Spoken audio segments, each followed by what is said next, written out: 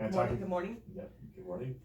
And we're talking today about we're in the middle of a collaboration, and it's proving to be a lot more difficult, I think, than either one of us really bargained for. It is. It's hard to,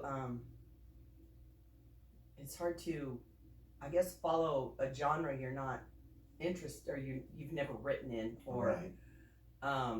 but I was kind of hoping that we could maybe mix the two with my teen kind of genre that I like and your aggressive kind of a genre that you like, that maybe we could kind of put those two together Marry and the make two, it, right. yeah. But it's still proving hard to make the story flow, I Right. think. Right. And I think it will. I'm working a new job now, and it's sometimes hard to shift gears and get back into That's definitely actually a writing. issue. Yes. And I've just come off of writing a pretty aggressive story called Punch. Um, and so I found myself kind of wavering back and forth. Like, after I finish a story, I have to like take a little time off, kind of reset myself, and then usually after something like that, I want to go back and write under R.H. Maxwell and maybe Something turn out a a little really softer. a sweet romance, Yeah. something that's like, whew. Yeah. Well, maybe that's where this is going to go. Right. Maybe it's not going to have any hardcore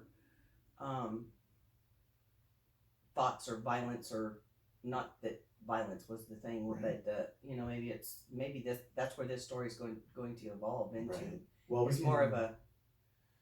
Go ahead. I'm sorry. No, that's trying to think and talk at the same time, so I Right. stutter.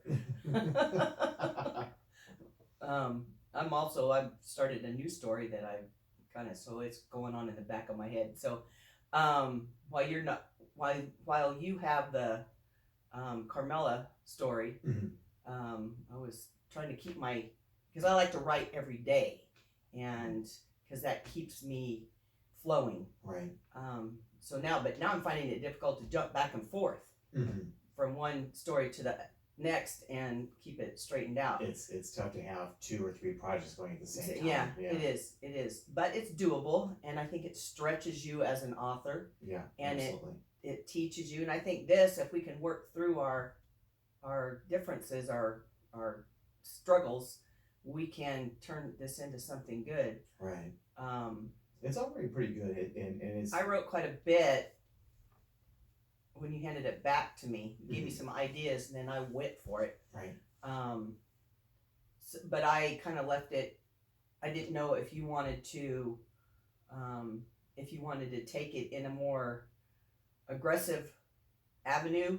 I kind of left you at a circus type atmosphere, and she and the bird are trapped in this little tent, and I guess, I don't know, I was thinking maybe waiting their turn to go into the big tent and do their performance or whatever, and I kind of set up a little romance across the way, and that has a little twist to it. And did you read all that? Did you get all that? I did. I left you a little hint inside the wagon on how to solve all this, maybe, or just maybe just a dumb rabbit hole clue.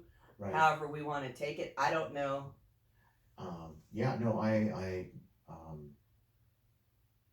I like the story, and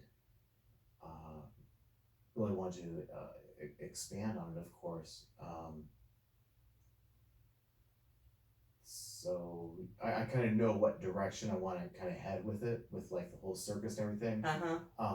Or we can take the circus out and put something else in there. I just didn't know, when you have a menagerie where you've got all these exhibits and stuff, and so you have to show them to somebody. Right. That's what I was thinking. So I just came up with kind of that circus atmosphere. Right. And then I've got some other ideas. I don't want to give too much of the story away. Right. At the moment.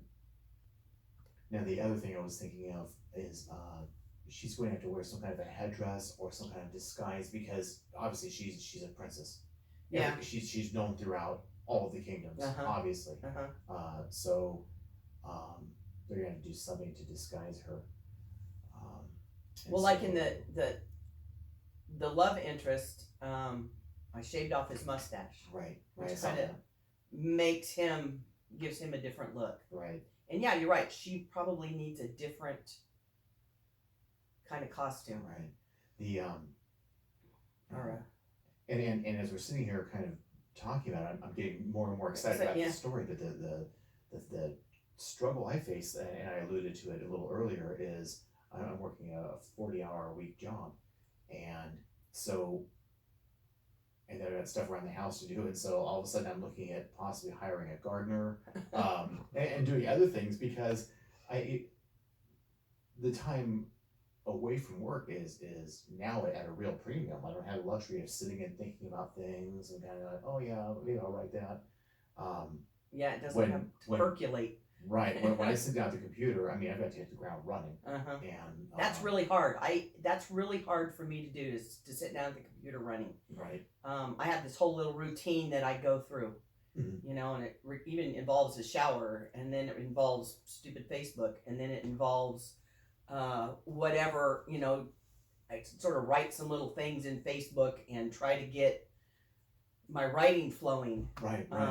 And I can understand if you have a 40-hour-a-week job, plus you have chores around the house, and I have a grandson that is barging in all the time and breaking my concentration, and then I have to kind of figure out where to start all over again and get back to where I was in the story, because I tried in the flow, right? Yeah. So I understand your struggle, and I understand that. Yeah, you're gonna have to figure it out. Right, exactly. Well, and I want to, absolutely.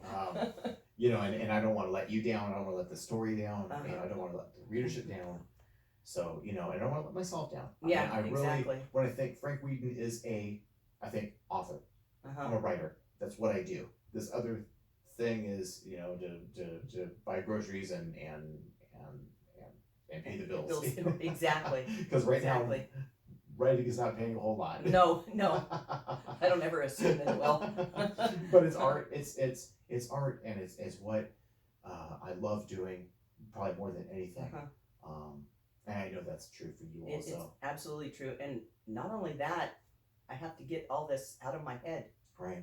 Because I have stories running through my mind constantly. Right. And we hear so often, you know, how writing is like pulling teeth, and how difficult it is, and people wrestle with writer's block and everything else. But there's also we never hear about the joy of actually doing it. And you it's a chance to create something, and you've got this canvas you can paint anything on. Right. You know, from satisfying. Yeah, from something savage like Punch, all the way to, you know, the most, you know, like a stormy romance or well, Magic House too. Yeah. You know, a bunch of kids that are trying to solve a heritage problem. Right. You know. I mean, there's really cool stuff, and you can create anything. Yeah. And I think that's a big part of why people read, is to they got their day-to-day life, but they can vanish into these books or into these stories, and they're somewhere else, you know. So. Yeah, exactly, and I sent Magic House 2 out for some beta readers. Right, and I've been trying to get to that as well. I know, it's such a premium. one of my readers sent me back a note that said, and she's been with me from the very beginning with Second Chances, and if you've read Second Chances, that one's pretty rough.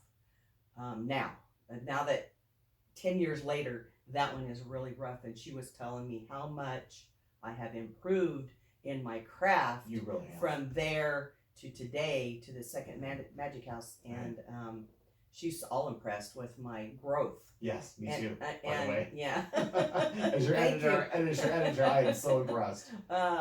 So I'm, you know, I study it though. I study when I can, and I really like it. It shows. Place to go for me to escape the trials and tribulations of my life, which aren't always pretty either. But we got to fix Carmella, so we've got to decide what she's going to do next. You know, because I also think that if once Trinity Blue actually is able to fly again, suddenly, you know, I mean, he's gonna be pretty recognizable. Yes, So, he's gonna be easily seen coming out of the thing, right, coming out of the wagon train or whatever, right, you know, we're gonna call that thing. But I think, well, it's gonna take a while for his feathers to grow back because I clipped them, right, so he can't fly, right. Well, and he's got the burn mark on Yeah. his wing. Yeah. So, I have to look up, you know, like online of like, you know, how long it takes birds' feathers to regrow and that kind of yeah, thing. well, okay, do some research. Yeah. I used to cut the birds. I used to have birds, so we used to cut those secondary feathers so that they couldn't fly out the door and go bye bye. Right. So it does keep them on the ground. Mm-hmm. They can kind of flutter around, but they can't. Right. But he also, yeah, Like chicken. right, kind of. They can sort of fly, but not really. far. Yeah. So anyway, I think that my thought was that they do this circus kind of thing with a whole bunch of people. Mm-hmm. Maybe she sees somebody that she recognizes, Right. or maybe, I don't know, or maybe this person she sees that she recognizes thinks she's run away from home Right. and doesn't say anything to me. I don't know. Right. So, what are you thinking? Well, I was thinking maybe this other person recognizes her. Maybe it's like her best friend from childhood or something, begins to work behind the scenes to try and free her. Like if there's some way she can send a signal, like, you know, like help me, you know, but not overtly, you know, so that other people can see. But some kind of signal that only a childhood friend would understand. Okay, yeah, so, that could be good. Yeah, and then this love interest, this other guy, who's also supposed to be marrying her sister. Okay. And I wrote that in there too. I don't think we can. I may have missed that part, but yeah, you know. Yeah, so some twists. I threw some twists in there. Yeah, no, that's great. That adds, you know, that's. But maybe she falls in love with him. Right, of course she does. Yeah. You know, and then we have to expand on the character of her. Just maybe the sister is the actual traitor. Maybe. You know, maybe the because she's jilted and jealous and you know. And yeah, maybe she wants revenge because now that you know, they've gone and fallen in love, and all of a sudden all of her hopes and dreams are dashed. Right, exactly. I mean, so the oldest motive in the world. So, yeah. Okay, I kind of like that. Yeah. So yeah, because maybe she was just jealous of because Carmella didn't seem to like him at all when he had the mustache. Right. But she kind of likes him now that he doesn't have the mustache. Right. Why that makes a big difference, but it's a story. You can do whatever you want. That's right. All right. So when you find time. Absolutely. So I've got a little bit of time off coming up. A couple of days off coming up, and then I've got some other time to take my computer up to on this trip that we're getting ready to take, and we'll see what we can do. All right, great. And this weekend, I also happen to have the house to myself, so nice and quiet. Are you working? Yes, but also have like the evenings and everything off. So yeah, we'll see what we can do. I'll sit down with the computer and go and then see what I come up with. Great. So I'm kind of looking forward to it. You write a lot more than I do. I know. I told you that's how I can crank out those novels and not just the short stories. Right. So you give me some ideas and send me in a direction and I'll expand on it. Okay. All right. Yeah, I like that. Yeah. You know, and if I can write scenes or you know, I'll do everything that I can. Because that's kind of what I did to what you sent me last time. Right. Is you gave me some ideas and I went in and I added a little bit here and a little bit there to that same scene and yeah, it's coming along. Yeah. All right. Looking forward to it. We're gonna get there. We're gonna get there. Thank you so much Everyone for joining me this morning. No, thank you.